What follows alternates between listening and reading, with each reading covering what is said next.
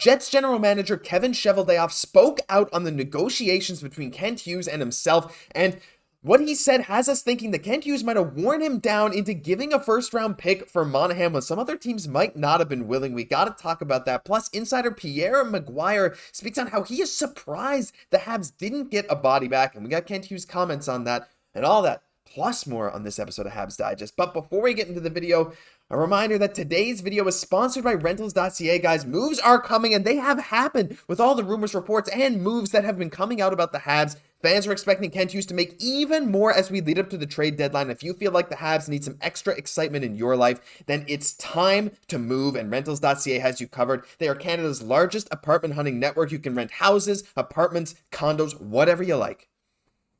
And that is from coast to coast. Rentals.ca has you covered. The best part about their website is it's super easy to use, really intuitive.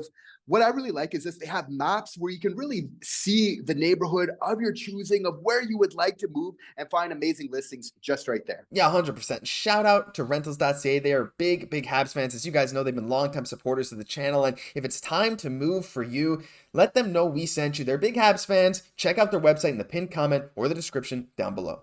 Time to get into the video, Jesse, and we first got to talk about, well, some people are surprised that the Habs maybe didn't get a body back in the Monahan trade. It's weird. There's a bit of a dichotomy here. A lot of Habs fans and some insiders are saying, with the Lindholm trade, the Habs could have maybe got a prospect back, while you have some other teams saying, like, oh, it's crazy they even got a first for Monahan. But I want to talk a bit about what Pierre McGuire said on TSN 690, and he basically, in essence, said that he's surprised the Habs didn't get a player back. And of course, they talk a bit about the Lindholm deal and how it may have set a precedent. But the thing is, I think Kent Hughes wanted a player back. And in Arber Basu's article today for The Athletic, Kent Hughes was saying there are other teams who say they won't give up a first-round pick for a rental. And in terms of this trade, it was more than a pick that was available, and that was fine with us. And he said, we asked for prospects in certain cases, but the prospects we asked for, the teams did not want to part with them. So, Jesse, would you say you're surprised that the Habs didn't get a player back, especially considering what Lindholm went for, or are you pretty content with what they got? I'm not surprised, because this is the chess game that Kent Hughes is playing, that he excels at. He's always thinking 4 steps ahead.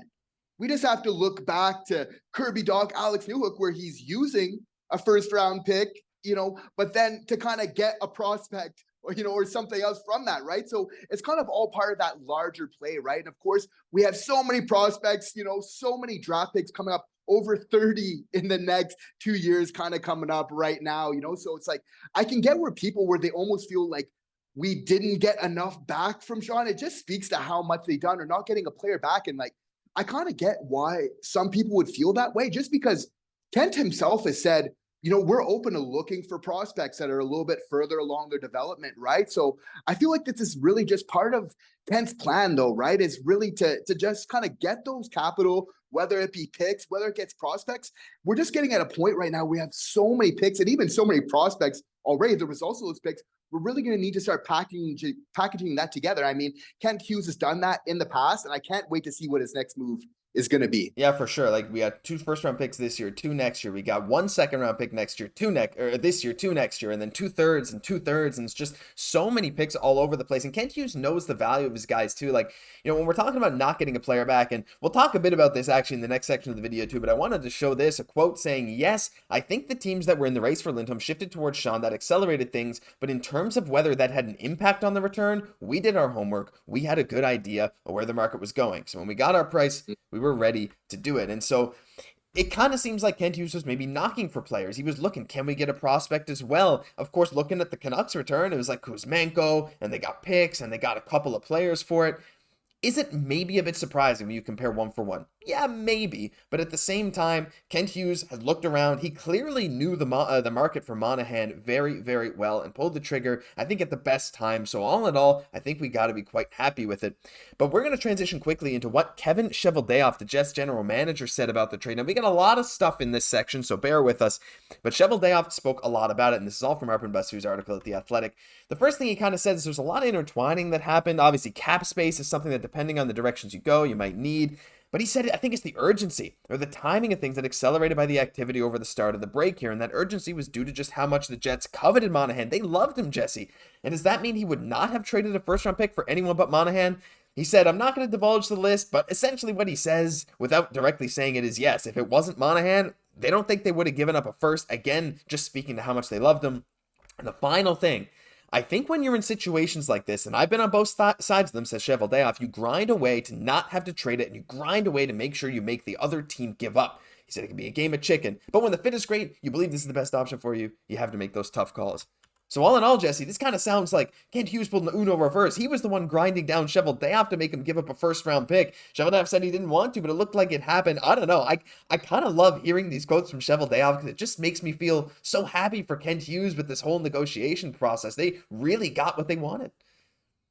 For sure. And it is a tough negotiation. It's a grind, right? But Kent knew his price. He wasn't going to settle for anything less than a first-round pick. For sure, maybe a prospect is nice, but there's also something to be said where culture is so big for these Habs of being able to choose, kind of your own player as well, right? But I mean, it's really interesting just to see that, Cheveldayoff, that, it seems like he was the one that really was pressed, rushed to kind of make a move, and Kent just kind of reacting to the market that's fluctuating. Now with the latest, I know Lindholm being the 1 seed being gone, even though less points production, maybe because a little bit more defensive, output, maybe having him, kind of ranked above Monahan, I think you could still kind of argue that any type of way, right? But I think that was really just it, is that he knew what his price was. And basically, if you know that you're getting your price, really, why wait at that certain point in time?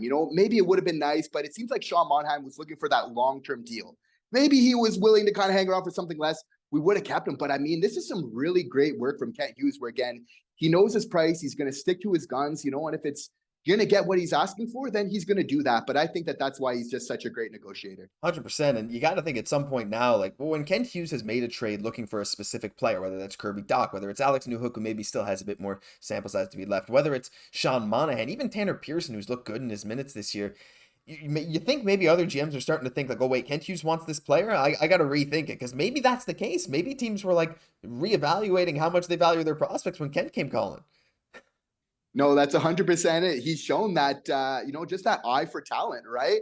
Whether that's with prospects, but even like with Sean Monahan, we can't forget just at the beginning of this deal, like to take him on, like he wasn't the only person offered, this deal, but the fact that he's now able, how many other GMs are kicking themselves that they could add 2 first-round picks, for just taking on a very serviceable player at a very decent contract to your team. It just seems like an overall win, right? And I think that's always what we kind of need to keep in context of all of this, is again, just very shrewd business moves. Of course, it's tough to see a player that helps the winning hockey go, but he really feels like with Sean Monahan going, it's going to help even Cole Caufield, Nick Suzuki, Juraj Slafkovsky start taking on a little bit more responsibility now. So even kind of a blessing is, guys, okay, they're ready. We're going to give them a little bit more responsibility and kind of take it from there. So, I mean, I think as Habs fans, we're here for that. I guess we'll have to wait and see who's going to be on that first power play. Seeing some Anderson talk, seeing some Newhook talk. I guess we'll just have to wait and see. But one thing I'd like to say before the video ends, like, I think Kent Hughes really got a clutch gene. These trades he makes, a lot of them are, a last-minute negotiator addition in that Erik Karlsson trade. Now, the Petrie trade, maybe not so much last minute with that one, sending him off to Detroit, but doing him a solid. And he also did Monahan a solid, trading him to a contender. He made multiple trades at the draft when the pressure is on. And now when other teams are freaking out trying to get Monahan, as Pierre McGuire said today, like, Monahan was most teams 1B when they were talking about they couldn't get Lindholm. He said Kent Hughes' phones were ringing off the hook, but he stayed calm, cool, collected, Jesse. And I think that too, the fact that he is like, he doesn't get flustered by these moves. He doesn't feel the need to panic and make a trade. I think that is also extremely beneficial heading forward. It is, because he recognized what he has, as the Jets GM said, very few players they would have given a first-round pick for.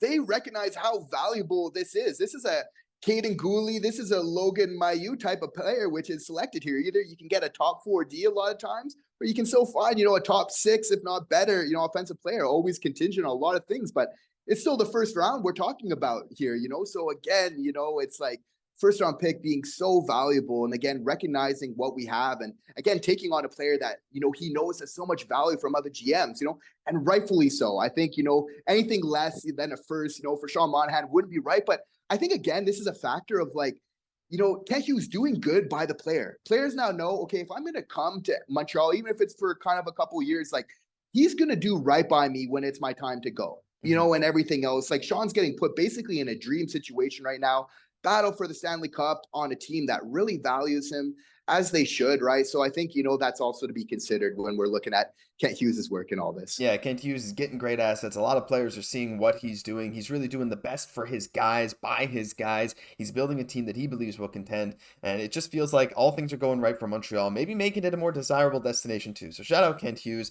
Shout out Kevin Cheveldayoff for giving us some nice quotes to talk about today. But that'll be it. What do you guys think about what Kevin Cheveldayoff said? Do you think he's kind of right? Do you think that maybe Kent Hughes sort of grinded him down and really got him to make that trade? That's not necessarily what Kevin Cheveldayoff said, but I'm just saying it kind of.